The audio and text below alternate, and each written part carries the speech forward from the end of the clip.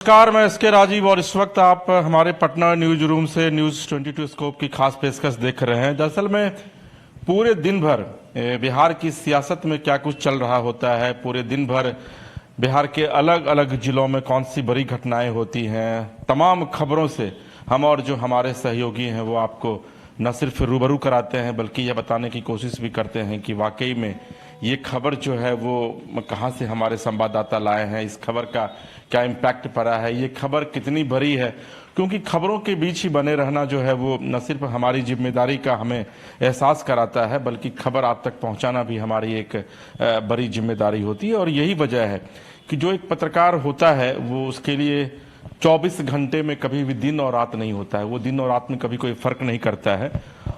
और तभी तो आपका प्यार भी हमें लगातार मिल रहा है और हमें पूरी उम्मीद है कि हमारा ये कार्यक्रम जो हम पटना न्यूज रूम से आज से विधिवत इसकी शुरुआत कर रहे हैं, 6:30 बजे से आपसे हम रोज जुड़ेंगे, रोज आपके पास तक हम बड़ी खबरों को, छोटी खबरों को लेकर के जाएंगे। चूंकि खबरें बहुत ज़्यादा बड़ी और छोटी नहीं होती हैं, तो आज जिस खबर की हम शुरुआत कर रहे हैं वो खबर दरअसल में आज पूरे दिन भर बिहार की सियासत में न सिर्फ भूचाल मचाए रखा बल्कि जो हमारे सहयोगी हैं पटना में महीप राज, उन्होंने विधिवत इस खबर को कवर भी किया और आप तक पहुंचाया भी। वो खबर लालू प्रसाद यादव से जुड़ी हुई है। लालू प्रसाद यादव यूं तो अपने बयानों को लेकर के जाने जाते हैं, बयान वीर के नाम से जाने जाते हैं।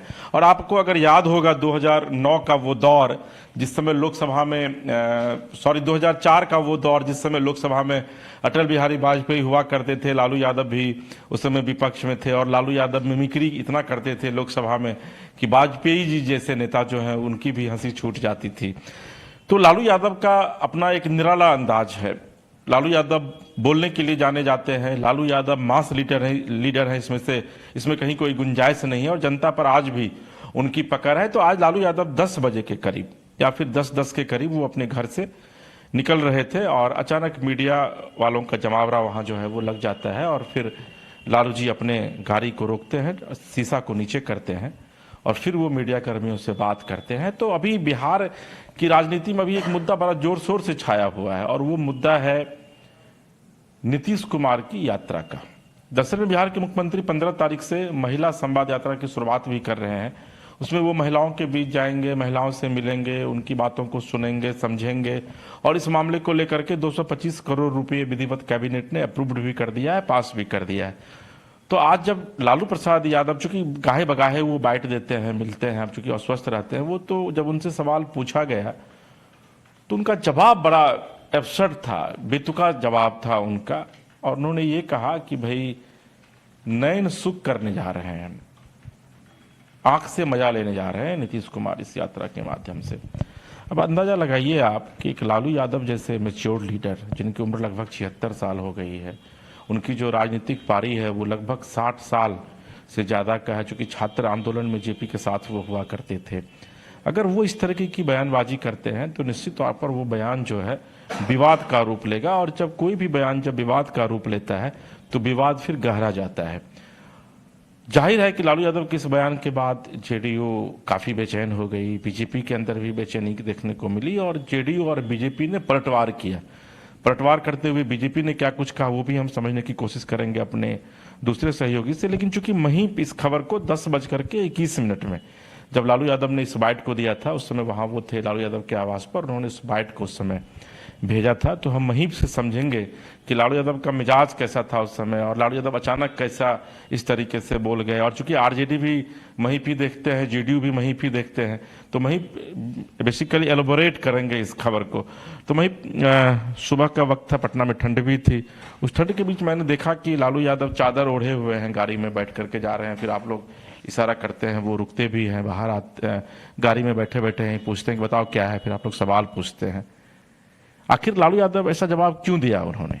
देखिए, लालू प्रसाद यादव की काफी लंबी राजनीतिक कैरियर रही है और अचानक से इस तरह का जब पूछा गया कि लालू जी नीतीश जी महिला संवाद यात्रा पर जा रहे हैं, तो उन्होंने अचानक से जो कहा वो वाकई में सबको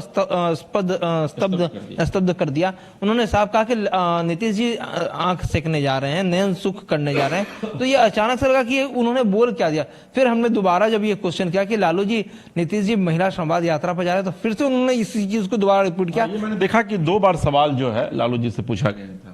जी बिल्कुल, कि नयन सुख करने जा रहे हैं। तो अचानक से हुआ। उसके बाद फिर जब हमने प्रतिक्रिया लेने की कोशिश की तो सबसे पहले जो नीतीश कुमार के सबसे करीबी हैं और ग्रामीण कार्य विकास मंत्री हैं अशोक चौधरी, उन्होंने साफ तौर पे कहा कि लालू जी के घर में खुद 7 बेटियां हैं और इस तरह का स्टेटमेंट देना अपने आप में जो है वो काफी आश्चर्य की बात है कि एक इतने बड़े पॉलिटिकल लीडर, एक बिहार के पहले मुख्यमंत्री रह चुके हैं, केंद्र में रेल मिनिस्टर हैं और अचानक से उनका ये स्टेटमेंट आना अपने आप में एक सवाल क्रिएट करता है। वहीं दूसरी तरफ बात करें कि आखिर उनकी तबीयत सही है नहीं है क्या है, पहले तो वो शारीरिक रूप से बीमार थे, लेकिन अब उनके इस तरह का स्टेटमेंट आना महिलाओं के प्रति और एक बिहार के मुख्यमंत्री के लेकर, तो कहीं ना कहीं उनका अब दिवालियापन की ओर जो है वो इशारा कर रहा है। और साथ में जब भारतीय जनता पार्टी की बात करें तो डिप्टी सीएम हैं आपको सम्राट चौधरी, उन्होंने कहा कि बगल में कोइलबर में भी है, अगर आप चाहें तो दिमाग का इलाज भी हम आपका वहां करवा सकते हैं, क्योंकि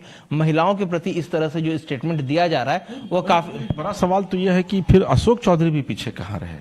अगर लालू जी इस तरीके से का वो बयान देते हैं तो अशोक चौधरी ने भी तो निशाना साध दिया कि भाई आपके घर में 7 बेटियां हैं, तो जेडीयू भी तो पीछे नहीं है इस। नहीं, उन्होंने साफ तौर पर कहा कि आपको अपनी भाषा की जो मर्यादा है वो रखनी होगी। आपके घर में भी 7 बेटियां हैं, वाइफ हैं, पतोह हैं, तो आखिर आपने जो बोला, आप इतने सीनियर लीडर हैं, आप कैसे बोल रहे हैं? आप सोचिए ना कि आपने क्या बोल दिया। आपके घर में भी तो माँ बहन है। उनका ये कहने का मतलब था कि सब जो रिश्ता है, जो स्त्रियां हैं, आदि आबादी, उनका आप रेस्पेक्ट करना सीखिए। नहीं भाई, तो लालू यादव के इस बयान का इम्पैक्ट कितना पड़ेगा वहीं पे, ये जो है वो ये समझने की आवश्यकता है कि चूंकि नीतीश जी महिलाओं के बीच कोई पहली बार नहीं जा रहे हैं, इसके पहले भी कई बार वो गए हैं, मैं भी उनके साथ कई बार यात्राओं में गया हूँ। तो चूंकि चुनावी वर्ष है, अभी ये जनवरी में हम लोग कुछ दिन के बाद प्रवेश कर जाएंगे, तो 2025 का वर्ष जो है वो चुनावी वर्ष है और अमूमन हर एक राजनीतिक दल अब इस मतलब कह सकते हैं आपकी चुनावी आगाज करने के मूड में जो है वो हर एक राजनीतिक दल अब आ गया है। तो इसका चुनाव में इम्पैक्ट क्या पड़ सकता है? ये बिल्कुल, जो आधी आबादी है वो नीतीश कुमार को पसंद करती है और इसीलिए जो नीतीश कुमार का फेवरेट सब्जेक्ट है वो महिलाओं का विकास, महिलाओं का उत्थान, बच्चियों का उत्थान है और इसी को लेकर जो है वो लगातार जो है वह महिलाओं के बीच जाते हैं। पिछली बार भी देखा गया था, जिस तरह से 2016 की बात कर ले तो आधी आबादी की डिमांड पर ही नीतीश कुमार ने जो है वो शराबबंदी कानून जो है वो लागू किया था, लेकिन अब जो है उसको लेकर साफ तौर पे कहा है कि जब वो जाएंगे तो वो फिर से एक बार जो है आधी आबादी से संपर्क करने की कोशिश करेंगे और इसी को लेते हुए जो है आज लालू प्रसाद यादव ने जो आधी आबादी को लेकर है वो निशाना नीतीश कुमार पर साधा है। चलो, तो ये इसका चुनाव में इम्पैक्ट निश्चित तौर पर पड़ सकता है। हमारे साथ विवेक भी हैं, हमारे सहयोगी हैं, बीजेपी को कवर करते हैं। विवेक, आज इस खबर पर आप भी बने हुए थे सुबह से, पहले तो ये बताइए कि आप फ्रेश क्यों नहीं दिखते हैं हमेशा? मतलब काम का दबाव ज़्यादा रहता है या फिर वाकई में आप काम करते हुए थक जाते हैं? क्योंकि अभी तो आप युवा हैं, तो फ्रेशनेस आपके चेहरे पर वो नहीं दिखती है जो फ्रेशनेस अभी महीप के चेहरे पर दिख रही थी। तो पहले ये बताइए, क्योंकि जो पब्लिक है वो रिपोर्टर को समझती है कि भाई रिपोर्टर जो है वो सेना से कम नहीं होता है, तो सेना कभी थकता नहीं, तो विवेक क्यों थक जाते हैं? जब वो आते हैं प्रोग्राम में तो उनके चेहरे पर थकावट नजर आती है।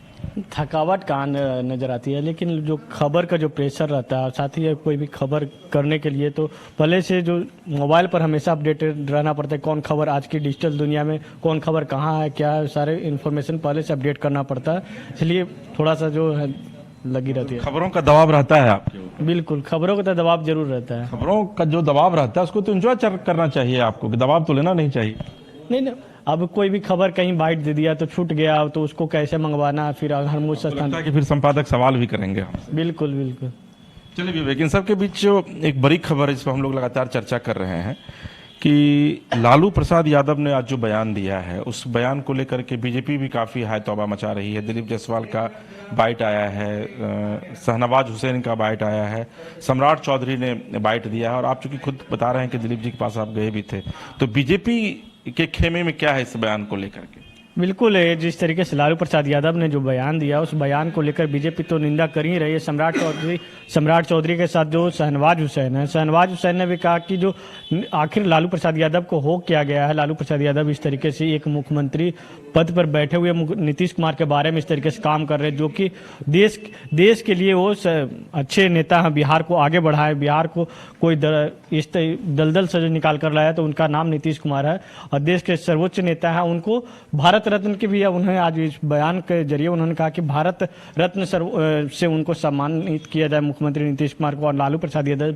इस तरीके से ओछी बात करते हैं, वो कहीं शोभा नहीं देता है। लालू प्रसाद यादव को मानसिक इलाज करवाना चाहिए। लेकिन जिस तरीके से लालू प्रसाद यादव ने जो बयान दिया और मुख्यमंत्री नीतीश कुमार 15 तारीख से यात्रा पर निकल रहे हैं, तो मुख्यमंत्री नीतीश कुमार भी 15 तारीख से यात्रा पर निकल रहे हैं। तेजस्वी यादव भी अपने चौथे चरण के भी यात्रा 15 तारीख से ही शुरुआत कर रहे हैं, जबकि उनकी यात्रा जो 15 तारीख से 22 तारीख तक चलेगा तेजस्वी यादव का। और नीतीश कुमार जो यात्रा बैक टू बैक की यात्रा वो करते रहेंगे। लेकिन अब आरजेडी सवाल कर रही है कि वो अपना यात्रा जो कर रहे हैं, यात्रा जो कैबिनेट की जो राशि है उस राशि को एक राजनीतिक रोटी सेकने के लिए कर रहे हैं। उनको अपना खुद के पैसे पे करना चाहिए था।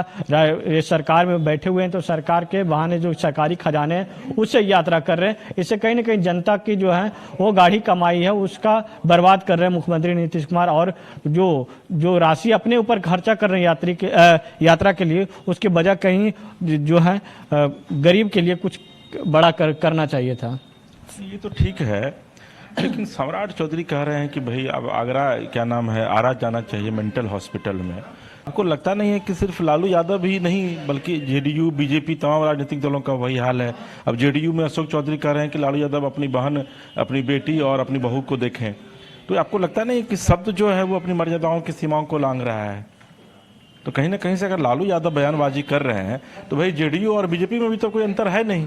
बिल्कुल साफ तौर पे आरजेडी ने जो इस तरीके से जो लालू प्रसाद यादव ने बयान दिया, उसके बाद आरजेडी के तमाम विधायकों चाहे प्रवक्ताओं को एक ही बयान रहता था कि लालू यादव जो बात कहे उस सही बात कहे हैं। लेकिन जिस तरीके से नीतीश कुमार ने विधानसभा में जो बात कही, वो किस बेसिस पे जाएंगे महिलाओं के पास है, महिला उनको किस तरीके से स्वागत करेगी। जिस तरीके से मंदिर, एक लोकतंत्र का मंदिर है, मंदिर से उस तरीके से बयान देते हैं, तो ये कहीं ना कहीं जो है लालू यादव, नीतीश कुमार जो है वो सिर्फ जो महिलाओं को अपमानित करने की बात करते हैं। और ऐसे में देखना होगा कि जब वो अपनी यात्रा की शुरुआत करते हैं तो यात्रा में कितनी महिलाएं शामिल होती हैं, क्योंकि उनके नीतीश कुमार के विषय में जो आरजेडी के चाहे विपक्ष के जो तमाम जो नेता आरोप लगाते हैं कि जो सरकारी अफसर हैं वो डरा धमका के जो है वो कार्यकर्ताओं और महिलाओं को घर से बुलाकर लाते हैं और उस यात्रा में शामिल करवाते हैं। तो विपक्ष का ये काम है कहना। लेकिन चलिए एक और जो इसके अलावा बड़ी खबर है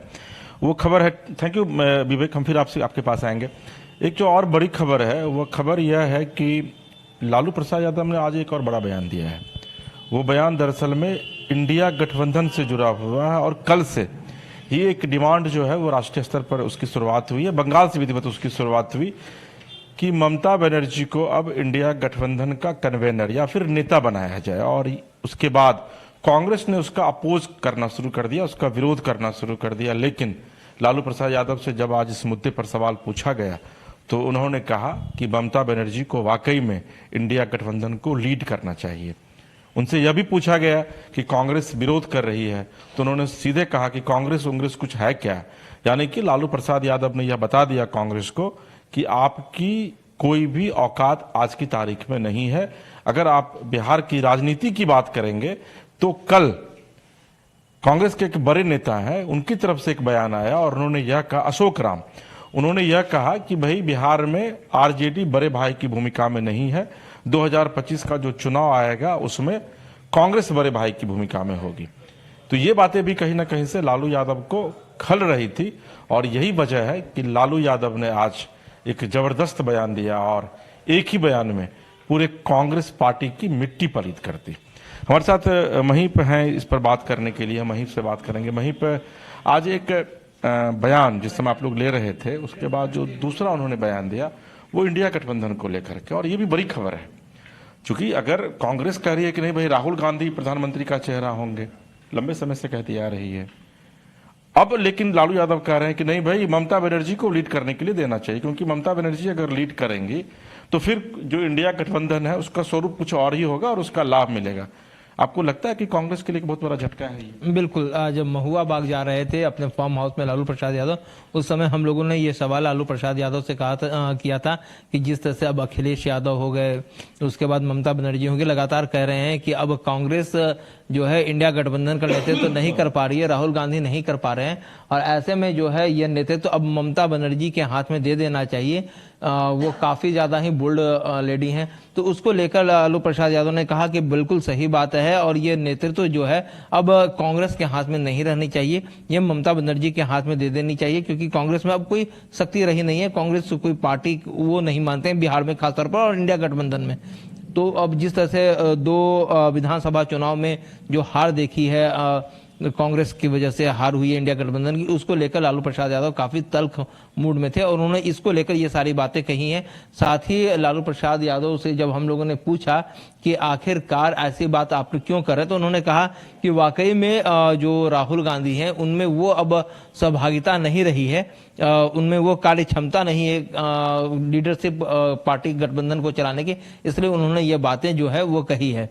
अच्छा, कांग्रेस के मैंने देखा था कि शकील अहमद के पास भी आप गए हुए थे, आपने सवाल किया था शकील अहमद से? जी बिल्कुल, शकील अहमद खान से हमने जब ये, चूंकि कांग्रेस विधानमंडल दल के नेता हैं, हमने जब उनसे यह सवाल किया था तो उन्होंने साफ तौर पे कहा था कि नहीं, लालू प्रसाद यादव को ने जो स्टेटमेंट दिया है वो कहीं से भी सही नहीं है, उनकी बातों को हम सिरे से खारिज करते हैं। चूंकि जो पहले लोकसभा में एलओपी नहीं हुआ करते थे, अब एलओपी फिर से आ गया, हमारे पास 99 सीटें, और हमने पिछले कुछ दिनों में जो है वो अपना फिर से प्रभाव दिखाया है। क्योंकि भारतीय जनता पार्टी को अगर कोई जवाब दे सकता है तो वो सिर्फ कांग्रेस दे सकती है और कोई भी पार्टियां नहीं दे सकती, इसीलिए जो गठबंधन का कमान है वो हर हाल में कांग्रेस के ही हाथों में होना चाहिए। मैं अभी एक दिखा रहे थे विवेक की, अखिलेश सिंह जो है उन्होंने एक बयान दिया है और यह कहा है कि भाई ममता बनर्जी सिर्फ बंगाल तक ही सीमित है तो उनको बंगाल तक ही रहने दिया जाए, उनको बंगाल के बाहर नहीं ले जाया जाए।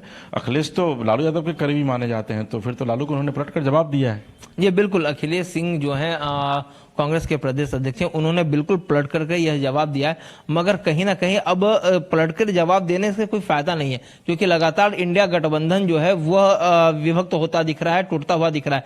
पहले जब इंडिया गठबंधन की नींव रखी गई थी तो लालू प्रसाद यादव और नीतीश कुमार, ममता बनर्जी, इन सभी लोगों ने जो है वो मिलकर नींव रखी थी लोकसभा चुनाव के पहले, लेकिन देखते देखते जो हुआ, सबसे पहले नीतीश कुमार अलग हो गए, उसके बाद अरविंद केजरीवाल धीरे धीरे अलग होते चले जा रहे हैं, अब ममता बनर्जी अपना अलग लाप रही है कि भाई अब आप लोगों से संभल नहीं रहा है, जिस पार्टी का हम लोगों ने गठन किया था वो गठबंधन का, वो गठबंधन अब विभक्त होते जा रहा है, इसलिए हमें कमांड दे दिया जाए। अब इसी को लेकर जो है कांग्रेस देख रही है कि हमारे हाथों से यह गठबंधन भी जा रहा है, तो उसको लेकर इन लोगों ने साफ तौर पर कहा है, जिस तरह से अखिलेश सिंह का जो अभी स्टेटमेंट आया है कि लालू प्रसाद यादव की जो है कोई बातें नहीं है, इसी संदर्भ में कही गई हैं।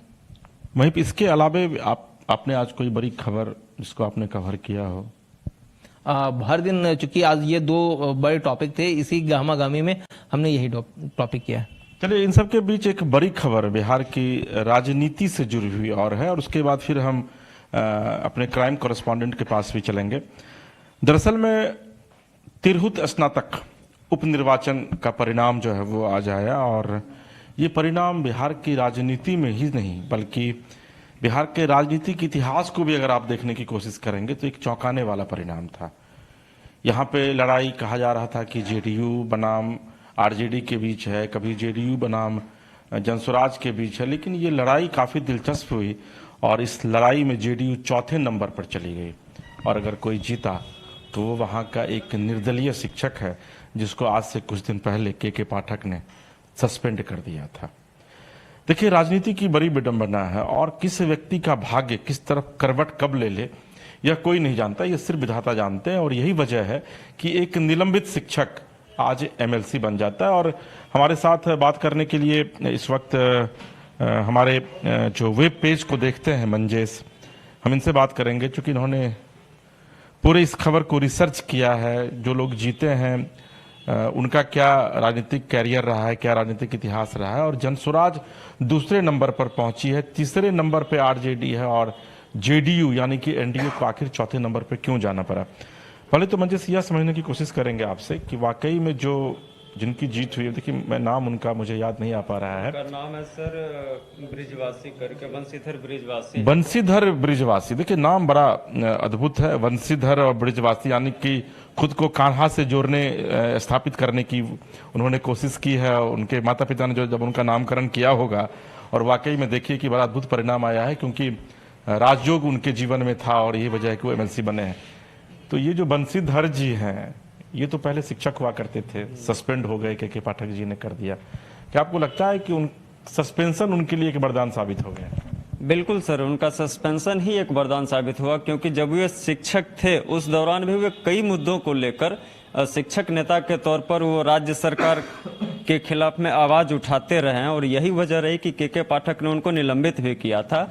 और यही उनके लिए एक वरदान बना कि जब भी वो क्षेत्र में अपने चुनाव प्रचार के लिए गए तो हमेशा उन्होंने यही दिखाया कि जब अगर हम पावर में आते हैं, हमें कुछ पावर मिलती है, तो हम शिक्षकों के लिए और जो ग्रेजुएट्स हैं बिहार के, उनके लिए हम रोजगार की गारंटी और उनके लिए काम करेंगे। यानी कि शिक्षकों के लिए वो लड़ते थे पहले से ही। बिल्कुल, वो शिक्षकों के लिए लड़ते थे। और आज भी जो हमारे जो मुजफ्फरपुर के संवाददाता हैं, उन्होंने जब उनसे बात की है तो बातचीत के दौरान उन्होंने सीधे सीधे शब्दों में कहा कि हम अपने काम की प्राथमिकता को जो संबंधित संवर्ग हैं, यानी जो टीचर्स हैं और ग्रेजुएट्स हैं उस क्षेत्र के, हम उनके साथ पहले मीटिंग करेंगे, उनके साथ हम बैठेंगे और उसके आधार पर हम अपने काम का प्राथमिकता तय करेंगे कि हमें पहले क्या करना है, बाद में क्या करना है। और ग्रेजुएट्स के लिए हम 2 और काम करेंगे, जो कि सबसे पहला होगा कि एकेडमिक जो सेशन होता है उसको हम टाइमली करें। अभी बिहार के कई विश्वविद्यालयों में आप देखेंगे कि एकेडमिक सेशन टाइमली नहीं चल रहा है, कहीं 1 साल तो कहीं 6 महीना लेट चल रहा है, एक उसको। और दूसरा, ग्रेजुएट्स के लिए रोजगार गारंटी की हम बात करेंगे। जनसुराज दूसरे नंबर पर रही, जेडीयू यानी एनडीए चौथे नंबर पर और आरजेडी तीसरे नंबर पे। क्या ये चुनाव बिहार की राजनीति के लिए एक संदेश है? बिल्कुल सर, जिस तरीके से देख रहे हैं हम लोग रिजल्ट, एक मान लेते हैं कि अगर हम बंशीधर ब्रिजवासी की बात करें तो चूंकि वे शिक्षकों के लिए शुरू से लड़ते रहे हैं, हम मान सकते हैं कि उनका ये आज का मतलब कि अभी तुरंत का उनका नहीं है ये रिजल्ट, वो पहले से संघर्ष करते आ रहे हैं तो उन्हें उसका रिजल्ट मिला। लेकिन इस बीच में जो आप जनसुराज को देख रहे हैं कि जनसुराज दूसरे नंबर पर है, तो कहीं ना कहीं यह बदलाव की एक संकेत जरूर दे रहा है। मंजेश, मुझे नहीं लगता है कि एमएलसी चुनाव का चुनावी परिणाम 2025 के विधानसभा चुनाव पर इसका बहुत ज्यादा इम्पैक्ट पड़ेगा, लेकिन जनसुराज निश्चित तौर पर मॉरली खुद को अब काफी बुस्टअप रखेगी कि भाई वो दूसरे नंबर की पार्टी है और वोट भी अच्छा लाया है उनके उम्मीदवार ने। बिल्कुल बिल्कुल, जनसुराज के लिए यह एक बहुत ही सपोर्ट करेगा और इसका जो है जनसुराज 2025 के विधानसभा चुनाव में बहुत ज्यादा फायदा उठाने की कोशिश जरूर करेंगे वे लोग। और दूसरा, जहां तक हम समझ पा रहे हैं कि जदयू अगर चौथे नंबर पर जा रही है, तो जहां तक हम समझ पा रहे हैं कि जदयू के जो पहले थे यहाँ से एमएलसी देवेश चंद्र ठाकुर जी, वे लोकसभा चुनाव में सांसद चुने गए और उन्होंने उस समय एक बयान दिया था अल्पसंख्यकों को लेकर। तो मैं ऐसा फील कर रहा हूं कि शायद कहीं ना कहीं वो भी एक ये रहा होगा कि वो एक बड़ा फैक्टर हो सकता है, लेकिन जो मूल फैक्टर है वो ये है कि उम्मीदवार के चयन में सजगता नहीं दिखाई जेडीयू ने। क्योंकि आप देखिए एमएलसी का जो चुनाव होता है अमूमन उसमें वही लोग उम्मीदवार होते हैं जो शिक्षक होते हैं।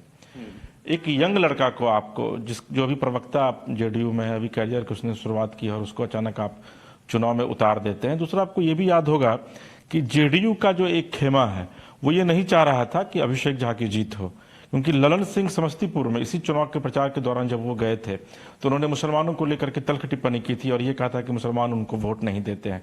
तो जेडीयू में भी एक खेमा जो है वो कहीं ना कहीं से अभिषेक झा को टिकट देने से नाराज था। बतौर एक जर्नलिस्ट मुझे ये लग रहा है और ये भी एक बड़ी वजह है कि अभिषेक झा की इतनी करारी हार हुई। बिल्कुल सर, ये एक वजह है और इसको जो है जदयू को इस पर गंभीरता से सोचनी चाहिए। और ना सिर्फ जदयू बल्कि आप एनडीए भी कह सकते हैं, क्योंकि अभी आपको याद होगा सर कि लोजपा चिराग पासवान की पार्टी के भी एक नेता ने बगावत की थी और उन्होंने भी अपना नामांकन दर्ज करवाया था। तो ये सब एक बहुत बड़ा फैक्टर है कि आज जदयू के उम्मीदवार जो हैं उस सीट से चौथे नंबर पर गए हैं। टॉप ट्रेंडिंग खबर क्या है? क्योंकि डिजिटल आप कवर करते हैं, देखते हैं, पूरे दिन इस पर लगे रहते हैं, रिसर्च करते हैं। आज की टॉप ट्रेंडिंग खबरें क्या है डिजिटल पे? देखिए सर, पटना की मेन पॉलिटिकल जो खबरें हैं उस पर तो आपने ऑलरेडी डिस्कस कर ही लिया है। उसके बाद एक खबर अभी हमारे पास थोड़ी देर पहले ही आई है और ये खबर है कि कैमूर में आज फिर से पुलिस पर जो है अटैक हुआ है। और ये अटैक जो है पिछले एक सप्ताह में तीसरा अटैक है। अभी 2-3 दिन पहले भी पुलिस जब वहाँ अवैध शराब को लेकर वाहन जांच कर रही थी तो पुलिस पर कुछ लोगों ने अटैक किया और उसमें एक एएसआई का हाथ भी टूट गया है। और आज फिर से पुलिस पर अटैक हुआ, लोगों ने ईंट पत्थर चलाए हैं, पुलिस की गाड़ियां क्षतिग्रस्त हुई हैं और पुलिस को अपना जान बचाकर भागना पड़ रहा है। जो वहां से जानकारी जो मिल रही है उसके अनुसार पुलिस किसी एक्यूज्ड को, किसी मामले के आरोपी को अरेस्ट करने के लिए गई थी और इस दौरान ये घटना हुई। टॉप ट्रेंडिंग में कोई बड़ी खबर और दूसरी एक है, पटना में आज जो है डीएम समाहरणालय भवन का मुख्यमंत्री नीतीश कुमार ने उद्घाटन किया है और यह भवन जो है एक इस हिसाब से बनाया गया है, 2018 में सीएम ने ही इसका शिलान्यास किया था, लगभग 225 करोड़ रुपए की लागत आई है इसमें। और यहाँ पर एक ये कोशिश की गई है कि इस पूरे बिल्डिंग परिसर में सभी विभाग को समाहित किया जाए ताकि लोगों को इधर उधर भागने की जरूरत ना पड़े और उनका सारा काम एक जगह हो जाए। आइए और एक छत के नीचे सारा काम कर जाइए। चलिए मंजेश, बहुत बहुत धन्यवाद आपका। लेकिन मंजेश की ने अभी जो एक खबर बताया कि किस तरीके से कैमूर में अब पुलिस पर जो है लोगों ने पथराव कर दिया। अब हमारे साथ चंदन है, क्योंकि चंदन पुलिस को ही दिन रात देखते रहते हैं, तो हम चंदन से समझेंगे। चंदन, एक सप्ताह के भीतर जैसा मंजेश बता रहे हैं कि 3 बड़ी घटनाएं हुई हैं पुलिस को लेकर के, और पुलिस के प्रति पब्लिक की नाराजगी देखने को सामने आ रही है लगातार। क्या आपको लगता है कि पुलिस जो है, जो विश्वास जीतना चाहिए था पब्लिक का, उसमें कहीं ना कहीं से विफल हो पा रही है? देखिए, पुलिस को जितना विश्वास जीतना चाहिए था उतना भले ही नहीं जीती है, लेकिन जो शराब माफिया हैं वो बचने के लिए लोगों को भड़काते हैं। और चूंकि ये पहली घटना नहीं, इसके पहले भी पटना के मरीन ड्राइव पे भी घटना हुआ था। तो जब पुलिस जाती है शराब माफियाओं को पकड़ने के लिए या वारंटियों को पकड़ने के लिए, तो वहाँ पे भय का वातावरण जो है वो अफवाह फैला दिया जाता है। उसके बाद लोग जो है कहीं ना कहीं आक्रोश में आ जाते हैं और पुलिस टीम पे हमला कर देते हैं। उसके बाद जब लोगों पे जब पुलिसिया कार्रवाई होती है, जब एफआईआर होते हैं, तब लोग अपना अपना पक्ष रखते हैं कि मुझे जो है अफवाह फैलाया गया था इस तरह का। लेकिन पुलिस, हालांकि पुलिस लगातार लोगों से, पुलिस मुख्यालय की तरफ से भी कहा जाता है, और जो जिला के अधीक्षक होते हैं, जो पुलिस अधीक्षक या एसपी होते हैं, वो भी लगातार लोगों से कहते हैं कि ऐसा कोई मामला नहीं है। यदि कोई भी जानकारी हो तो टोल फ्री नंबर 1930 भी दिया गया, कई नंबर जो है वो जो है किया गया, जारी किया गया है, 112 भी है, तो उस पर भी सूचना दे सकते हैं। और साथ ही साथ एसपी के का जो एसपी डीएसपी थाना होते हैं उसका नंबर भी दिया जाता है, पब्लिक किया जाता है, ताकि लोग जो है डायरेक्ट संवाद करें। तो कहीं ना कहीं लोग जो है बहकावे में शराब माफिया के आ जा रहे हैं और पुलिस टीम पे जो है हमला कर रहे हैं। चंदन, और इसके अलावा आज पूरे दिन क्राइम की कौन कौन सी बड़ी खबरें थी जिसको आपने अपने कैमरे में कैद किया है? जी देखिए, अभी तुरंत की जो है तमन्ना बाबा जो है उनको पुलिस ने गिरफ्तार कर लिया। तमन्ना बाबा? तमन्ना बाबा, ये गोल घर है, उसके पीछे मजार है, बहुत पुराना मजार है, वहां पर बहुत सारे लोग जाते हैं झाड़ फूक करवाने। तो तमन्ना बाबा पे एक महिला ने कुछ दिन पहले आरोप लगाया था और एफआईआर दर्ज करवाया था पटना के गांधी मैदान में कि उनके साथ तमन्ना बाबा ने छेड़खानी किया है। तो उसको लेकर जो गांधी मैदान के जो डीएसपी हैं प्रकाश कुमार, उन्होंने तुरंत निर्देश दिया था और आज गांधी मैदान की पुलिस जो है उन्हें गिरफ्तार कर लिया है और उनको जो है न्यायिक हिरासत में जो है भेजा जा रहा है। और तमाम जो चूंकि जो महिला जो एफआईआर करवाई थी उस मामले की जांच जो है पुलिस कर रही है। और चूंकि तमन्ना बाबा पे ये कोई पहला मामला नहीं है, इसके पहले भी दारू को लेके, शराब को लेके जो है वो जो आरोप जो है वो लगे हुए थे, लेकिन छेड़खानी मामले में पुलिस ने आज तमन्ना बाबा को जो है गिरफ्तार कर लिया है। तमन्ना बाबा झाड़ फूक का काम करते थे मजार में। यानी कि अगर आप झाड़ फूक करवाने जा रहे हैं, बहुत धन्यवाद आपका चंदन, यानी कि अगर आप झाड़ फूक करवाने के लिए जा रहे हैं तो निश्चित तौर पर आप अलर्ट होकर के जाइए, क्योंकि तमन्ना बाबा इसके एक उदाहरण है पटना में, जिनको कि आज विधिवत पुलिस ने गिरफ्तार कर लिया है। और पटना गोल घर के पीछे लंबे समय से एक मजार हुआ करता है जहां पर कि लोग अमूमन विश्वास करके तमन्ना बाबा के पास जाते थे, लेकिन देखिए कि तमन्ना बाबा करके कौन सा कुकृत्य और कैसा कुकृत्य सामने आया है।